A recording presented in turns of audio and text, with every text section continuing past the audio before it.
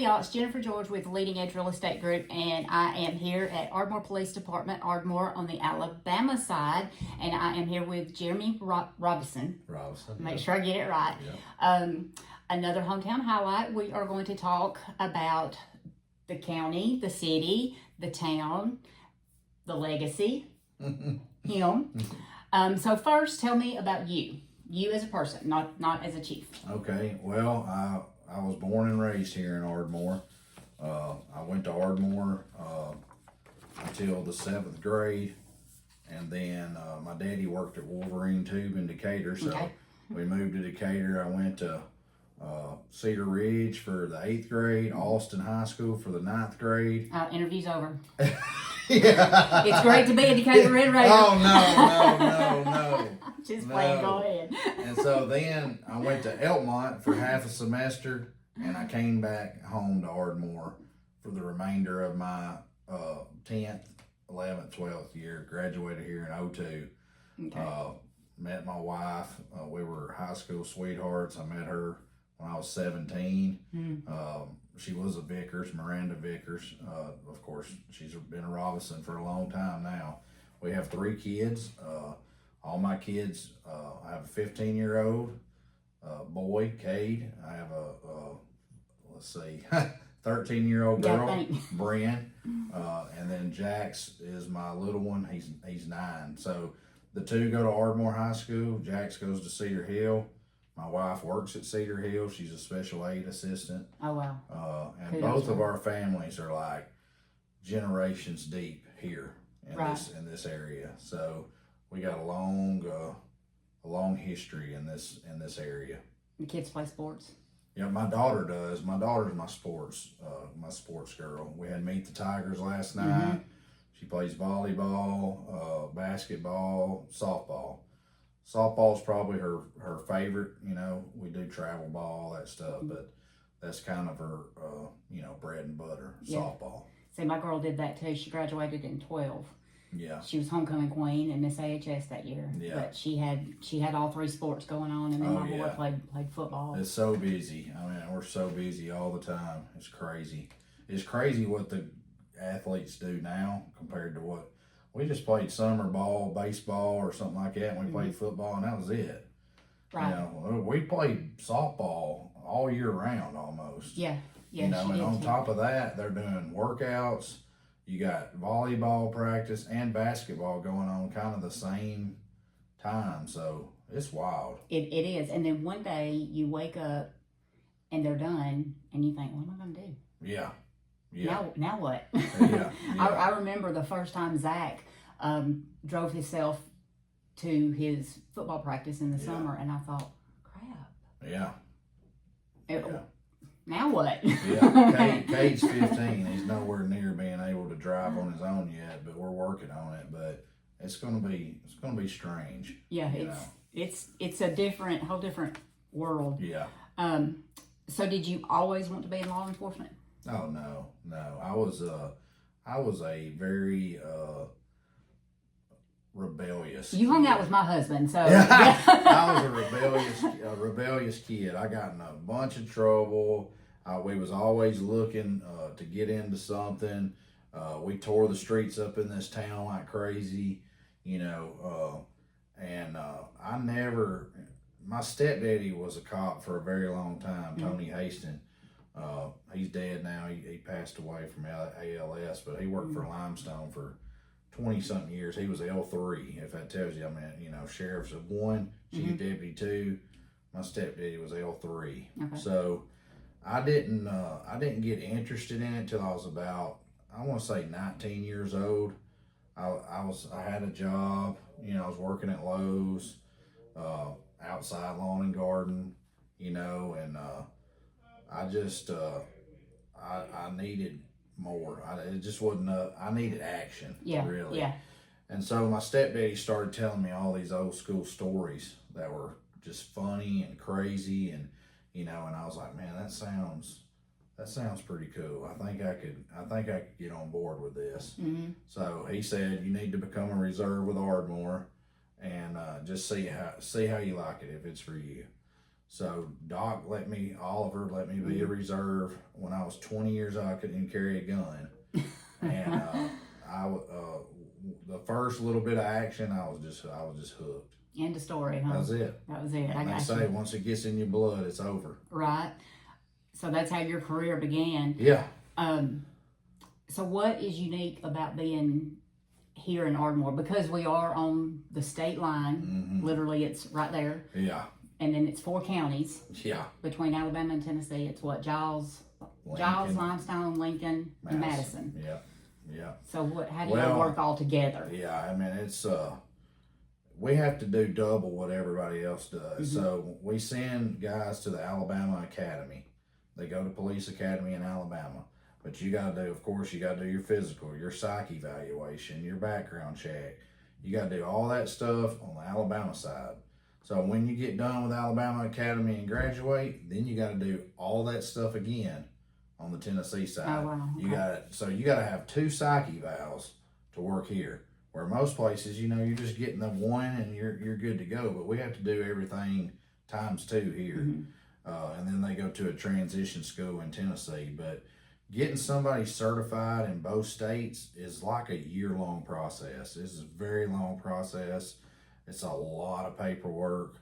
And of course, when you get them done, you're like, please God, I hope they stay for, a while, because if not, then you're doing all over again.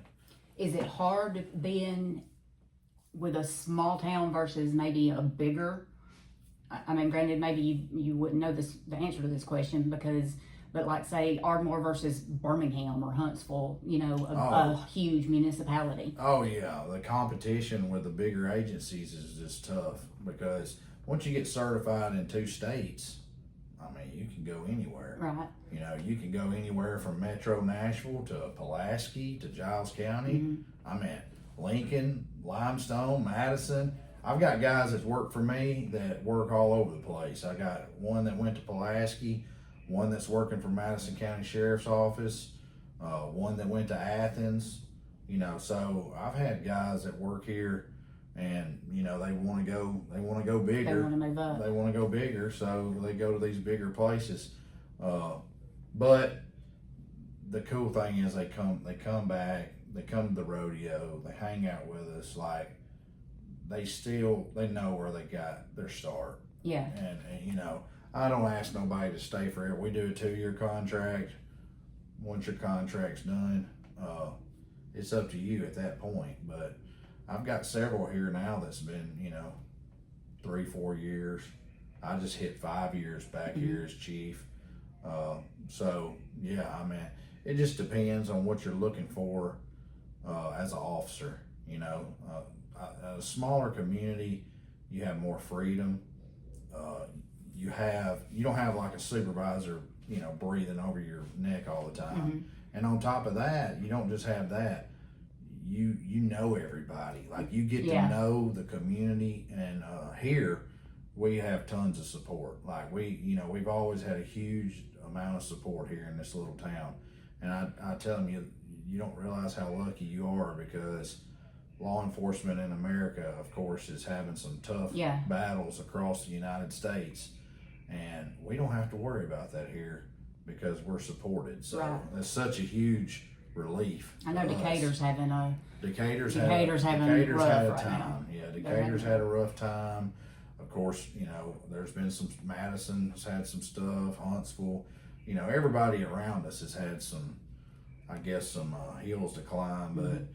Here, and we don't, everybody's big on the community policing now. They try to force it, and they try to force putting stuff on social media, making the police, we don't have to force anything. Like, I'm from here.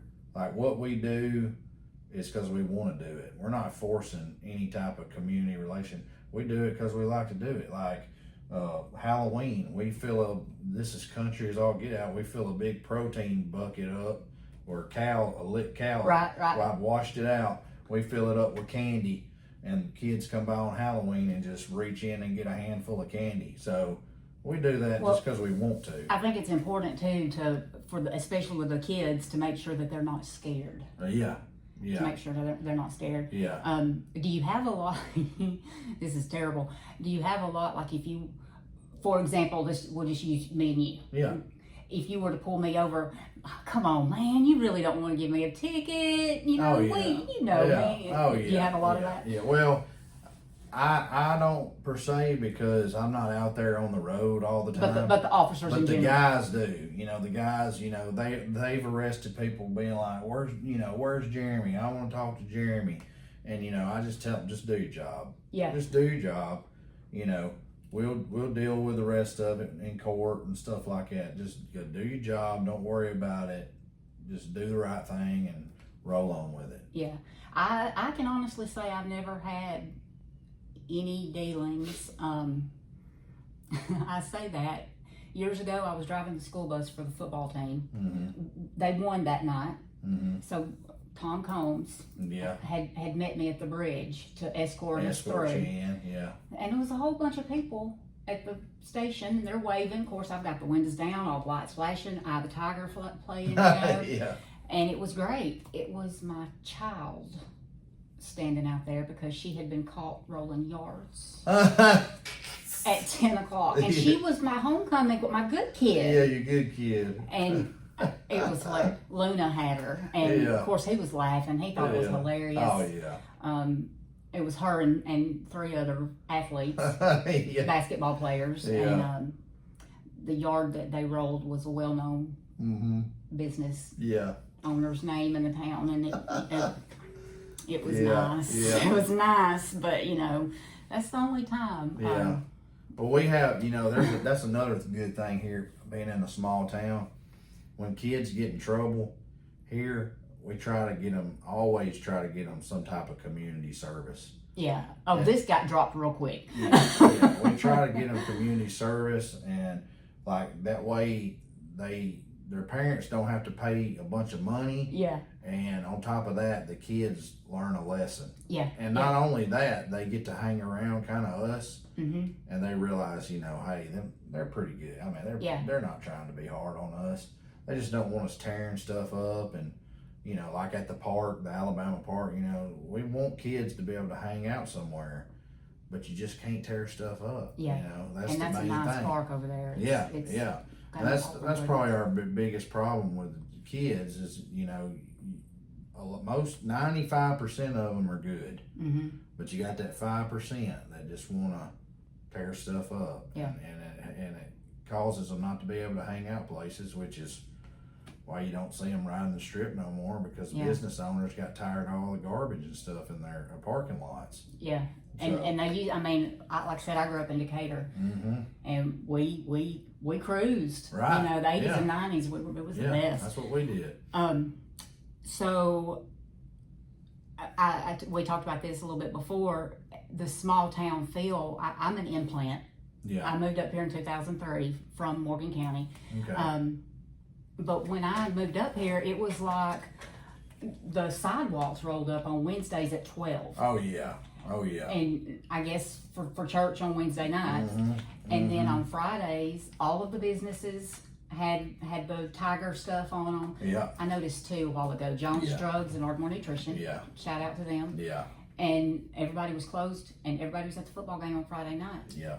And I don't see that much anymore. Yeah. You just don't see it anymore. What's going on? What's changing? Well, I think, you know, Huntsville. We just got back from the Chiefs conference, and Tommy Tupperville was there and spoke, and he said that on the average, Huntsville's growing 12 new people per day. Oh wow! So I think a lot of that's coming our way. You're having new people come into the area. You're having new businesses come into the area. That's just not, they're not from here. Yeah. So the traffic, you can tell the traffic's horrible. Oh yeah. You know, it's god awful.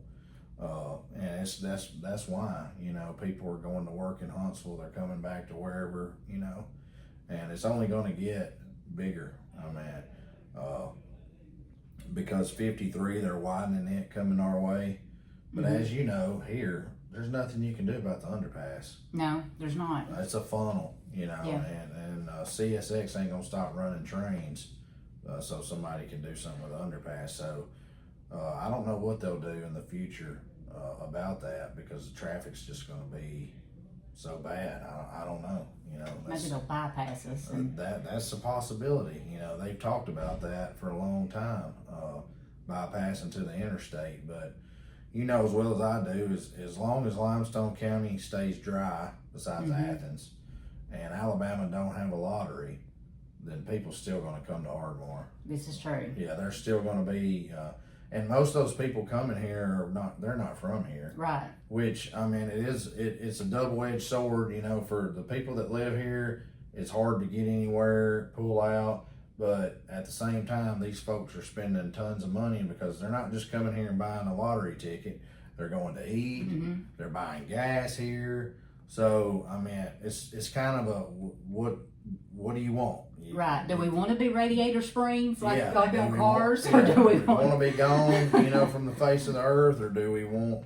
So I don't know. We'll just I'm curious to see what the future holds for our little town. I hate to lose that small town, because that's part of what I loved about it when I moved up here is the support of the schools and that kind of thing.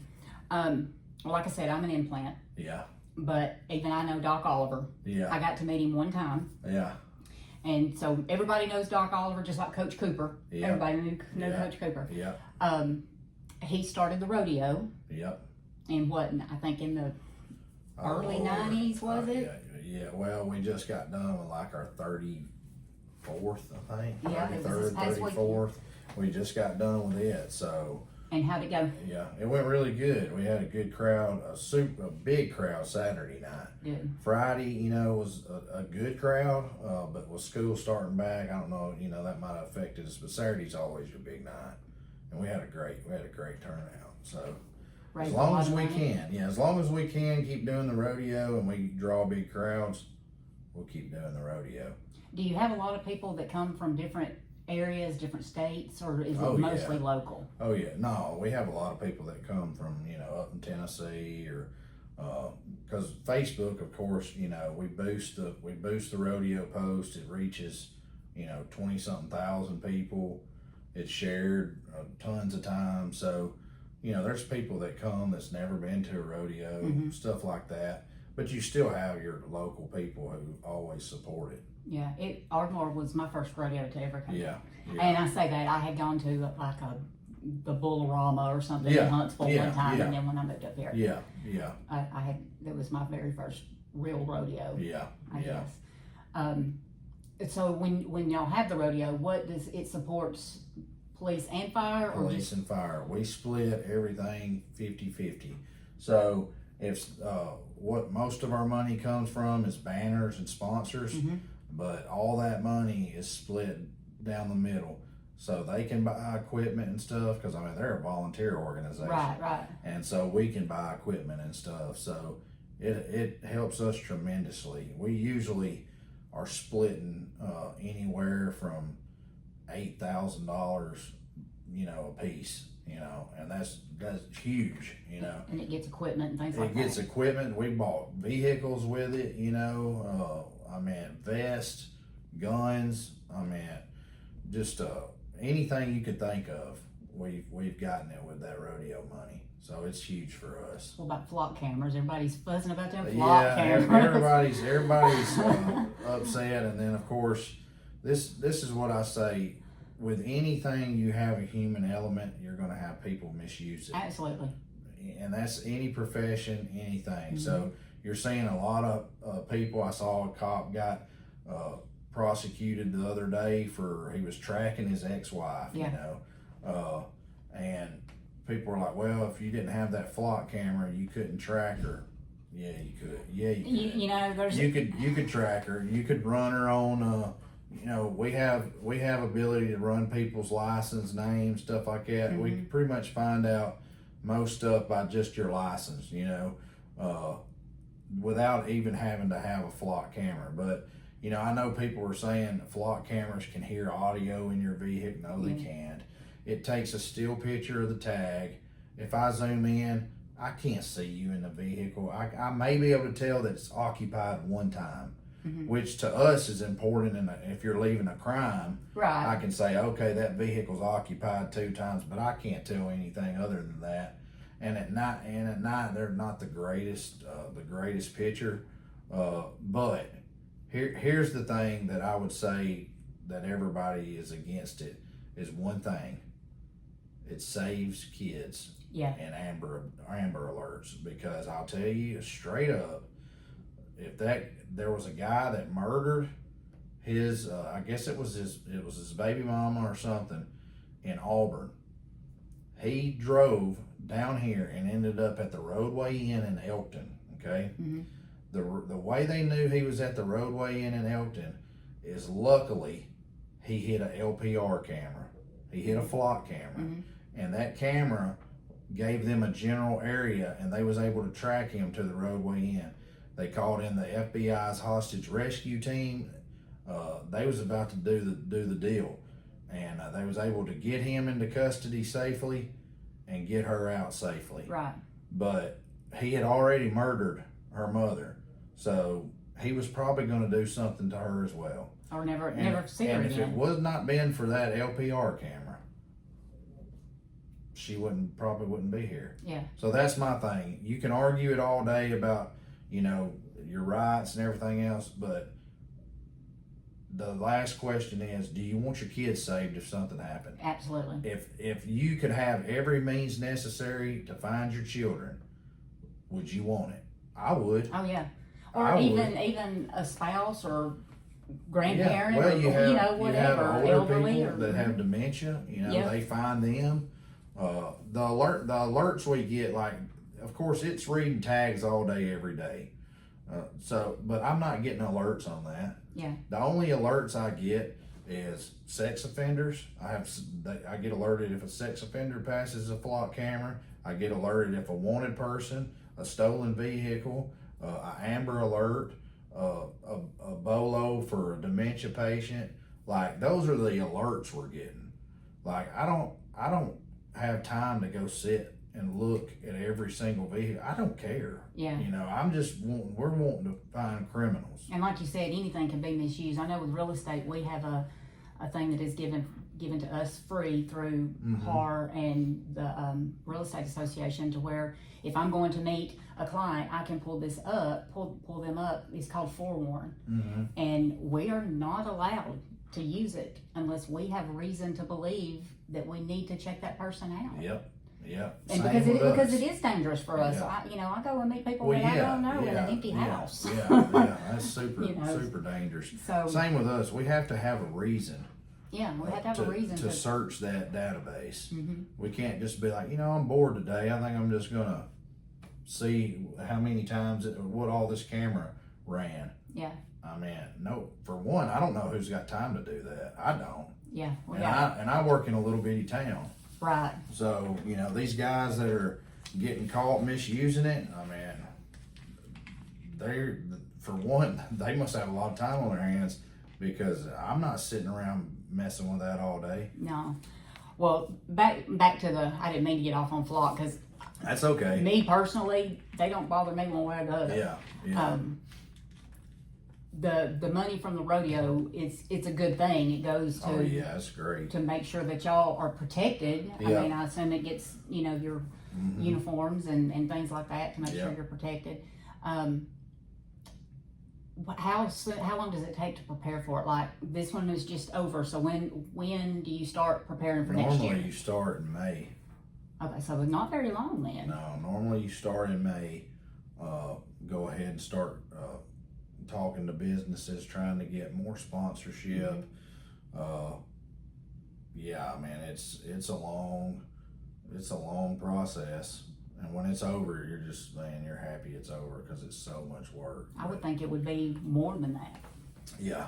So the pageant, we haven't had that in a minute. Yeah. What would it take to bring it back? Would that be something that would be supported if somebody wanted to say, "Hey, let's do it"? Yeah, probably so. The pageant, so the rodeo, the pageant was, there was a lady that did it, and I don't know what happened to her. I don't know if she got tired of it or what.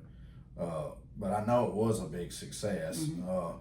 And so one, you would have to find somebody to run it completely, and it would be like something separate from the rodeo.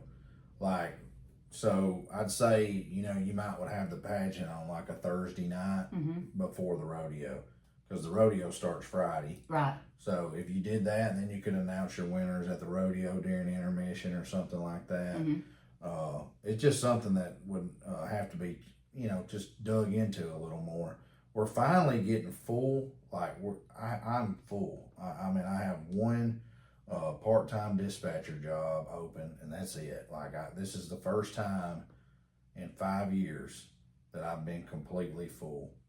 So every time I wanted to be like, I'm gonna work hard on the rodeo, you got all this stuff going on, and you're like, I can't focus on. I mean, I'm having to juggle 100 things, but now we're finally getting to a point where I think we can start maybe branching out and doing some more stuff and hopefully making it bigger, you know. Do y'all work with the sheriff's rodeo at all? No, that's a totally, they have their own totally separate people that do theirs. I'm going to tell you, theirs is way more expensive than ours. I can imagine it is. It is a lot of money. So what would be something that would help with the rodeo? Like maybe doing a parade. Did they used to do a parade? They used to have like a little parade or something. Something else that would work is like if you had a Thursday night deal at the you have an amphitheater over there at the Tennessee Park at the walking trail. You might could have a band, you know, do a little dance few little or cowboy whatever. bands, and have a like a dance and some food trucks or something like that to build up to it. That might be okay. I've thought about, you know, barbecue cook-offs, you know. There's a lot of folks like to do that. Just different stuff like that to try to build up to it, make it more of a week event than just 2 nights. And not necessarily trying to get more money or anything, just trying to make it bigger, And more of a community. Yeah. A community. Where it's not just 2 nights and it's over, and if it rains one night, you know, it's more of a, you know, a lot of older people, you know, it's kind of hard for them to get out during that. They would probably like the music more. Yeah. They would probably just come to the music event, have it late in the evening where it's maybe a little cooler, something like that. It's hard too, which there's nothing really you can do about this, but because I think it's always been that first weekend of August. Yeah. But with it being the same week of school. I know. Yeah. And that has a lot to do with the rodeo. Yeah. See, the rodeos are starting to wind down right now. It's getting to the point where they're about done. And then they go to the national finals. Right. So, you know, I would love, man, it'd be awesome if you could have a rodeo when it's cool in late September or something, but then you're competing with football season. Right. And here, football's God, you know, so people's not going to miss Alabama, Auburn, or Tennessee playing on a Saturday night for a rodeo. They just ain't going to do it. Right. So you got that too. So we talked about Doc and his little legacy. I say little legacy. It's a pretty big legacy. It's a big one here. Yeah. What do you hope your legacy will be? Hopefully a long time from now. Hopefully you're going to be in this chair for a long time. I hope so. Well, you know, Ardmore has always been like a small police department where when you had bigger cases, you usually gave those cases to the bigger agency. Like, of course, like if you had a homicide, you know, Limestone or Giles or Lincoln would work it, you know. And we never before we didn't have somebody specifically that worked, you know, sex crimes. Well, so since I've been here, I brought in a female investigator. Okay. And she works all sex crimes, all adult protective service referrals, all DCS referrals, Department of Children's Services, and Alabama's Department of Human Resources. We work robberies. We had a robbery at the Cash Express where we reached out to the FBI, and those 2 individuals are serving a long time in federal prison. So that was a big deal for us to get that get that done. And then of course the U.S. District Attorney brag on a little bitty place like us with the resources we have with what we was able to accomplish. So, and I have a K9 now. We got her in March. She's awesome. You know, she's took a lot of drugs off the street since she's been at it. But I think my goal, of course, you always want to leave it better than you found it. Absolutely. So my goal is to take the older type little town police station, the good old boy, into modern day policing. Gotcha. And being able to contend with the big agencies, that when something happens here, it's our problem. We take care of it. If we need help, we don't have a problem asking for it. And I feel like we're in a position now where if we need help, people help us more willingly because we pull our weight. Mm-hmm. You know, when you don't pull your weight and you're constantly putting cases off on other people, they're not so apt to help you because they're like, for one, they look at it as you're being lazy. You just want to work traffic and arrest people on warrants and not do anything that's very time consuming. So we don't do that anymore. So that's my hope. You know, we just got approved for a 9th officer. That's the most Ardmore's ever had. Mm-hmm. I hope by the time I leave one day, I hope we're up to 12 to 15. You know, I hope we keep growing, keep getting bigger, and maybe by the end of my career or something, they'll build a new police station, and then I'll see you later. Right. Yeah. What can the community do to help support? I just say exactly what they've been doing. Just keep doing the same thing. Of course, the biggest thing in the community is, you got to think, I'm here, let's just say 40 hours a week. I mean, it's usually more than that, but let's just say 40 hours a week. Well, let's say you live on 6th Street. Well, you're there every day, all day, every day. You might go to work, but you come home. Mm-hmm. You know what's happening in your area more than I do because you're there all the time. Mm-hmm. So if there's a problem, a lot of people are like, well, I don't want to call them and bother them with this. It's just a phone call. It's not bothering us. You can call up here to the number and say, I just want to report something that's odd, and it gives us an idea. That's how a lot of times we know where dope houses are. Mm-hmm. Like we kind of have a general idea anyway, but sometimes we'll be told, and I'm like, I didn't know about that one. Mm-hmm. And it just comes from a person in the community because they live in that area and they know. Well, I have to give props because it was me that called not long ago with a boy that we felt was suicidal. Yeah. And I talked with your dispatcher, and he got you, and y'all got Limestone County and got it all taken care of. Yeah. Yeah. And I mean, it was within that quick. Yeah. I wasn't even off the phone yet, and y'all had the address. Yeah. And to me, I told Keith, I was like, "Dadgum, that quick." Yeah. Yeah. And that's small town policing too. Yeah, that was amazing. Because we found out. I remember we found out where they went to school. We was able to contact the people in the school. Mm-hmm. We was able to get that information, and we realized they was in the county, and then we was able to send Limestone County within a few minutes. Yeah. So I think it was all within less than 15 minutes. Yeah, that's total. small. That's the plus of small town policing right there. Yeah. Is everybody, who does what in the community, and you know good and bad. But you were willing. Yeah. That's the thing. You were willing because there had already been some phone calls made prior to me calling y'all. Yeah. And other agencies were not as forthcoming with trying to help. Yeah. And y'all were willing. Yeah. Yeah. So I appreciate that. I don't even know the kid, the family, but anyway, I really appreciate it. Okay. We actually took more time, but it was interesting to learn and about the town and, Yeah. and whatnot. So I really appreciate your time. Yeah. I'll get it online next week. Yeah.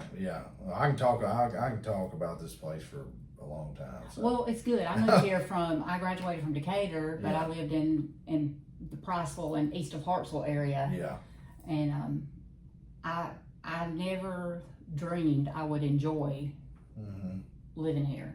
Yeah. You know, and then Keith and I traveled for 6 years with his job, and we've been back home for 2 years. Yeah. And it's home. That's right.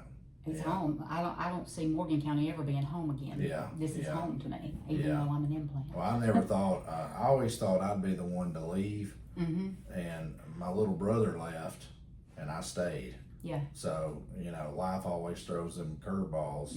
It's never what you think it's going to be, and. But God's always got a plan. Yeah, He's always got a plan. He knows what He's doing. Yeah, that's right. That's right. And sometimes He got to jerk a knot in you. He does. Get you to open your eyes. He does. So, yeah, you're right. You're right. And it always gonna work out for the best. Yeah. And if we don't, we're like, really, God, what in the crap are you doing? But He's like, yeah, it ain't on our time. That's right. But anyway, I really do appreciate it. Yes, ma'am. And I enjoyed it. hey, we got this. Yeah. All right, thank you. Thank you.